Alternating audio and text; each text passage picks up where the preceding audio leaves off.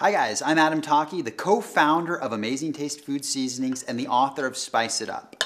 Tequila-Marinated Chicken Fajitas, they will take an already exciting night and make it 100 times better. They're so quick, let's get started. I've got 1 pound of boneless, skinless chicken breast right here. I've cut it into nice, thin slices.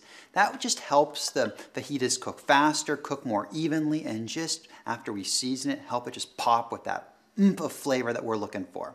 Okay, let's add in our bell peppers. I got 1 small red, I've cut into thin slices. I got 1 small white onion and 1 green bell pepper. It was a small one, and I've sliced it into thin slices, and let's just add it in. Okay, let's now put a little olive oil. About a tablespoon of olive oil right into our bowl. And now let's season the fajitas because that's going to give it the flavor we want. And you could use whatever seasoning mix you want. You could make your own blend. That does take time, and there is a science to making seasonings. And I leave it to Amazing Taste Fajita Seasoning. This seasoning, it's all natural and it has all those wonderful spices and herbs packed into this one quick, convenient packet. Garlic, onion, a little touch of salt. Just add this in 1 packet. And then the big boom. That's what we're looking for, and that's the tequila. So right here, you put anywhere from 3/4 of a cup to 1/2 cup, depending how much boom you're looking for.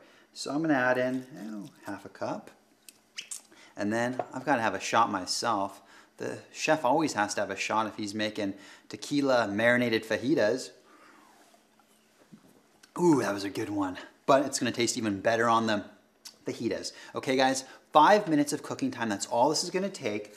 So I'm just gonna give it a quick stir.